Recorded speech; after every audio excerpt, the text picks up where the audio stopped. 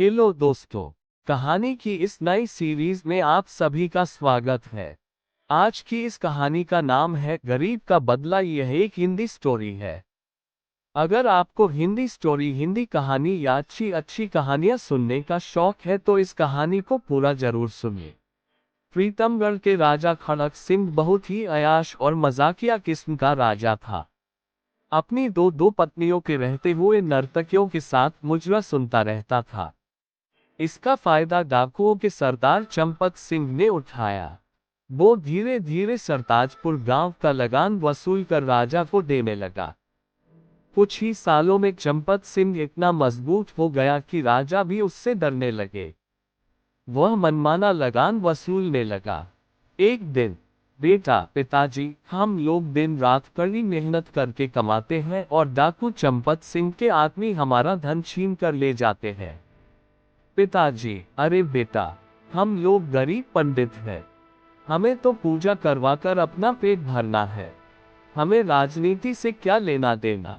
बेटा, नहीं पिताजी, हमारा काम हमारे धर्म की रक्षा करना भी है। इस बार हम लोग कोई कर नहीं देंगे। माँ, नहीं बेटा, डाकू लोग बहुत ही बुरे लोग हैं। उनका काम ही लूट, हत्या और छीना झपटी है। इन लोगों से पंगा नहीं ले सकते। बेटा, नहीं माँ, हमें आवाज उठानी ही पड़ेगी। कब तक हम गुलाम बनकर रहेंगे बताओ।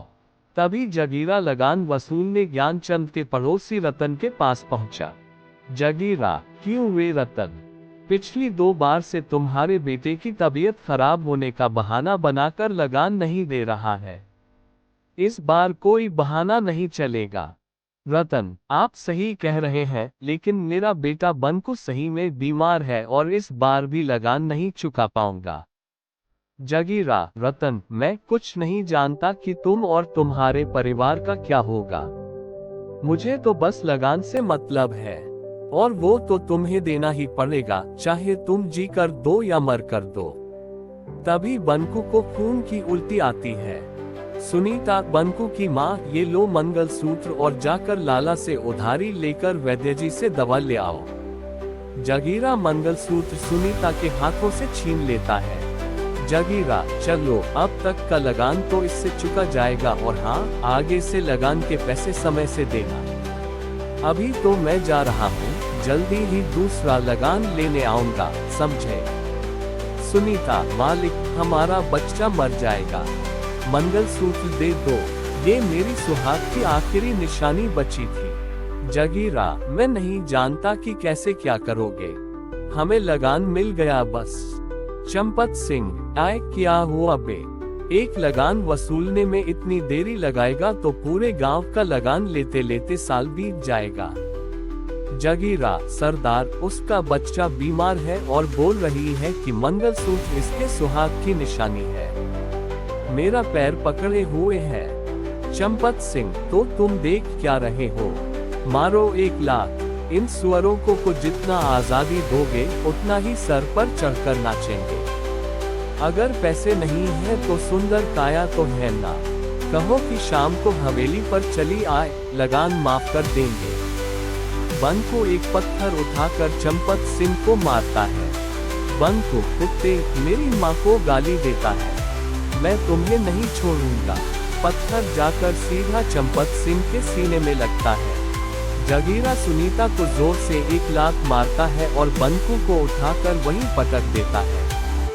बंकु एक बार फिर खून की उल्टी करता है। रतन, माफी मालिक, माफी, बच्चा है। माँ के बारे में गंदी बात सुनकर तहस में आ गया मालिक। जगीरा, इस हरामजादे की इतनी हिम्मत कि सरदार पर पत्थर चलाया। इसको जिंदा रहने का कोई हक नहीं है।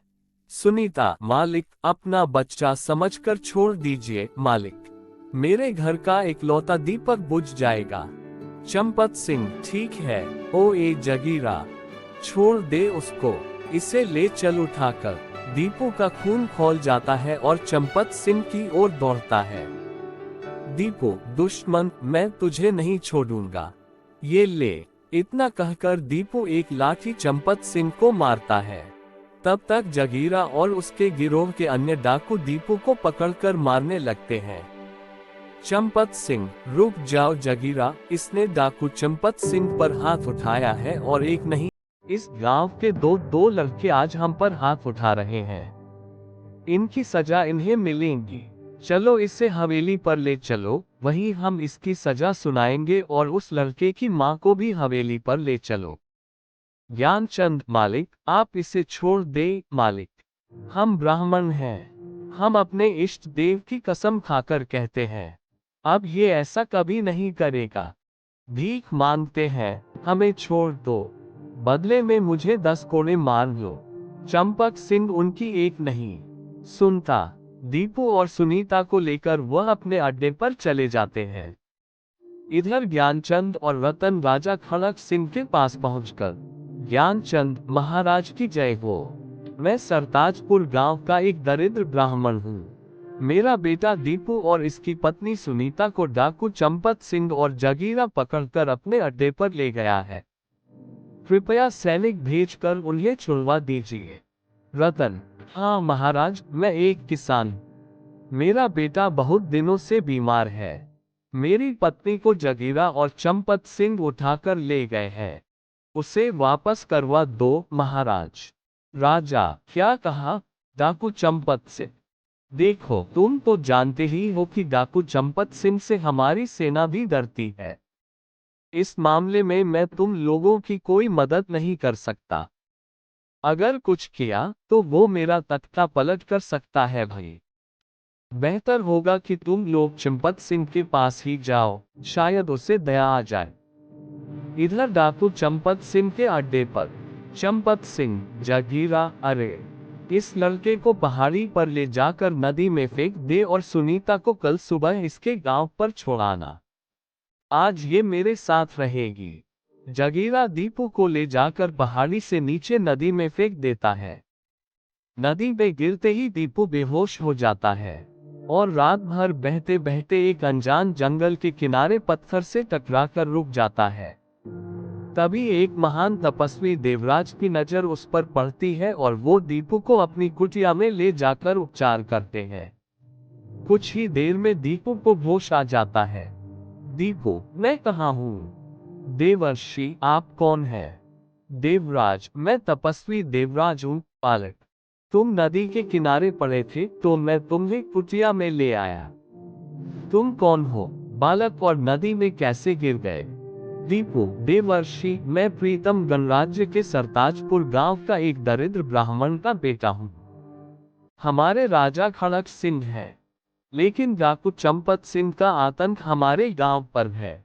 उसने हम सभी गांववासियों का जीना हराम करके रखा है। दीपू तपस्वी देवराज को सारी बात बताता है। देवराज, दीपू, तुमने एक निर्भीक ब्राह्मण का कर्तव्य निभाया है। हम तुम्हें वरदान देते हैं कि अन्याय के खिलाफ तुम जो भी काम करोगे उसमें सामने वाले की आधी ताकत तुम्हारे अंदर आ जाएगी। दीपू जंगलों से होता हुआ अपने गांव की ओर चल देता है, लेकिन तभी उसके सामने जंगल का राजा शेर आ जाता है। दीपू, देखो शेर भैया, मुझे गांव वालों को बचाने जाना है, मुझे छोड़ दो। शेर, हाथ में आए शिकार को यूं ही जाने दूं? मुझे बेवकूफ समझा है क्या? दीपू, देखो भैया, ऐसे ही मैं बहुत गुस्से में हूँ और गुस्सा मत दिलवाओ, बता रहा हूँ, नहीं तो तुम्हारे लिए ठीक नहीं होगा। शेर, अच्छा, चूहे को भी गुस्सा आता है। तुमने एक शेर को ललकारा है, अब देख तुम्हें कैसे मैं चट कर जाता हूँ, देख। शेर पूरी ताकत से दीपू के ऊपर छलांग मार देता है, लेकिन दीपू पहले से ही चौकन्ना था और पूरी ताकत से अपने मुंह को शेर के जबड़े पर दे मारता है। शेर की आधी शक्ति दीपू में आ गई थी, इसलिए शेर कुछ दूर जाकर गिरता है। शेर की दहाड़ से पूरे जंगल के जानवर इकट्ठा हो जाते हैं। दोनों में भयंकर लड़ाई शुरू हो जाती है। आखिरकार दीपू जीत जाता है और शेर हार मान लेता है। शेर, मुझे छोड़ दो बालक, तुम जो कहोगे हम और हमारी प्रजा तुम्हारे लिए करेंगे। दीपू, तो ठीक है, तुम और सभी जंगल के जानवर हमारे गांव को डाकुओं से छुड़वाने में मदद करेंगे। शेर, ऐसा ही होगा। दीपू, चील, तुम जासूसी कर बताओगी कि चंपत सिंह का गिरोह कहाँ पर है। जब हम चंपत सिंह से लड़ रहे होंगे तभी तुम ऊपर से पैसों की बारिश कर देना ताकि डाकू लोग पैसे लूटने लगे और हम आसानी से उनको बंदी बना सकें। शेर, वाह, अच्छी योजना है। मुझे तो डाकुओं का भोजन भी मिल जाएगा।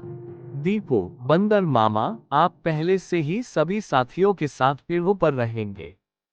मौका मिलते ही डाकू का हथियार उठाकर भाग जाना। शेर, गजब, मुझे भी हथियार का डर नहीं रहेगा। निहत के डाकुओं का स्वादिष्ट भोजन, मजा आ जाएगा। दीपू, कोयल बहन, तुम्हें जैसे ही कोई गड़बड़ दिखाई दे अपनी मधुर आवाज से हमें सूचित करना। गांव में ज्ञानचंद, अरे मेरा बेटा, जिंदा है तू। ज्ञानचंद, अरे ओ दीपू की माँ, सुनती हो, जरा बाहर को आना, देखो कौन आया है।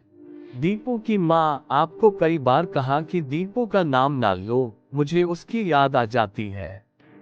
दीपू की माँ, अरे मेरा लल्ला, तू जिंदा है। मैंने तो आशा ही छोड़ दी थी। ज्ञानचंद, हम कल सुबह ही गांव छोड़कर चले जाएंगे, नहीं तो चंपत सिंह के डाकू दीपू को जिंदा नहीं छोड़ेंगे। दीपू, पिताजी, अब हम नहीं, चंपत सिंह और उनके डाकू हमारे गांव को छोड़कर जाएंगे। दीपू की माँ, नहीं बेटा, हम लोग उनसे नहीं जीत सकते। वे हथियारों से हम सभी को मौत के घाट उतार देंगे। पिताजी की बात मान ले दीपू, हम लोग चलते हैं कहीं दूसरी जगह। अरे, जिंदा बचे तो कहीं भी रहकर अपना जीवन गुजार लेंगे। ज्ञानचंद, हाँ बेटा, उस दिन सुनीता जगीरा को दांत काटकर भागकर जंगलों में जा छुपी। चंपत सिंह और उनके डाकू रतन के घर पर आए और सुनीता के ना मिलने पर दोनों बाप बेटों को मारपीट कर गांव से निकाल दिया। दीपू ज्ञानचंद को अपने साथ हुई घटनाओं के बारे में बताता है। ज्ञानचंद और विजया को विश्वास दिलवाता है कि वो और जंगल के उसके साथी मिलकर डाकुओं को गांव से मार भगाएंगे। दूसरे दिन सुबह में कोयल आकर कूकने लगती है। दीपू, पिताजी, लगता है खबरी ने डाकुओं को बता दिया कि मैं आ गया। दीपू, कोयल, तुम जाकर जंगल में खबर कर दो। तभी चील आकर बताता है कि चंपत सिंह अपने सभी डाकुओं के साथ गांव की तरफ आ रहा है। इधर कोयल के कहने पर शेर सभी जानवरों को लेकर सरताजपुर गांव पहुंच जाता है। सभी गांव वाले घबराकर इधर उधर भागने लगते हैं। दीपू, गांव वासियों, जंगल से ये जानवर हमारी मदद के लिए आए हैं। आप लोग घबराए नहीं, अपने अपने घरों में सुरक्षित रहें। शेर, बोलो बालक, अब हमें क्या करना है। दीपू, सबसे पहले शेर भैया, आप लाला के घर जाकर उसे हल्का कर पैसे ले आओ और चील को दे दो। फिर सभी जानवरों के साथ छुपकर डाकुओं के आने का इंतजार करो। शेर, चलो, ये काम तो मैं यूं ही कर दूंगा। शेर जैसे ही लाला सेठ के घर में घुसता है, पूरे घर में हड़कंप मच जाता है। सारे नौकर इधर उधर भाग जाते हैं। सेठ तिजोरी छोड़कर कमरे में बंद हो जाता है। बंदर मामा जाकर उसमें से सारे पैसे लेकर एक कपड़े में बांधकर चील को दे देते हैं। तभी कोयल कूकने लगती है। चंपत सिंह जगीरा और डाकुओं के साथ वहां पहुंचता है। चंपत सिंह, पंडित, हमें मालूम है कि तुम्हारा बेटा जिंदा बचकर आ गया है। चुपचाप अपने बेटे को सरदार के सामने ले आओ, नहीं तो हम तुम्हारे घर को आग लगा देंगे, समझे। दीपू, मैं भी तुम ही लोगों का इंतजार कर रहा था। अरे, तू क्या निकलेगा, मैंने तुम्हें बिल से निकालने के लिए जानबूझकर तुम्हारे पास खबर पहुंचवाई थी। चंपत सिंह, अच्छा, तो चींटी के भी पर निकल आए। ए जगीरा, पकड़ कर लाओ उस पंडित के बच्चे को। आज सभी गांव वालों के सामने उसे जिंदा जलाएंगे ताकि आज के बाद कोई सर नहीं उठा सके। दीपू, अरे जगीरा, फिलहाल तो अपनी जान की फिक्र कर। दीपू, साथियों, आक्रमण। पेड़ों पर से अचानक बंदर सारे कूदकर शोर मचाते हुए डाकुओं पर टूट पड़ते हैं और उनके हथियार लेकर पेड़ पर भाग जाते हैं। तभी सभी जानवर एकाएक डाकुओं पर आक्रमण कर देते हैं। शेर को देखकर सभी जान बचाकर इधर उधर भागने लगते हैं। तभी चील ऊपर से पैसों की बारिश कर देता है। डाकू लोग पैसा लूटने लगते हैं। चंपत सिंह, अरे हरामजादो, अरे पैसा छोड़ो और युद्ध करो। शेर कई डाकुओं को घायल कर देता है और उन्हें खा जाता है। सारे डाकू मारे जाते हैं। दीपू, भागता कहाँ है कमीने, ये ले मेरा फौलादी मुक्का। चंपत सिंह, मुझे छोड़ दो, मुझे छोड़ दो, ये शेर मुझे खा जाएगा। वो कुछ सोच पाता उससे पहले सारे जानवर उस पर टूट पड़ते हैं। जगीरा के साथ चंपत सिंह भी मारा जाता है। दीपो, गांव वालों सभी अपने घर से बाहर आ जाओ। सारे डाकू मारे गए। अब हमारा गांव दरिंदों से मुक्त हो गया है। सारे गांववासी खुशी से नाचते हुए अपने अपने घरों से बाहर आ जाते हैं। राजा खड़क सिंह सरताजपुर गांव को लगान मुक्त गांव घोषित कर देता है। कुछ दिन बाद रत्न भी अपने परिवार के साथ गांव वापस आ जाता है। सभी खुशी खुशी रहने लगते हैं। दोस्तों, ये हिंदी स्टोरी आपको कैसी लगी, नीचे कमेंट में हमें जरूर बताइएगा। कहानी को पूरा सुनने के लिए शुक्रिया। कहानी पसंद आई हो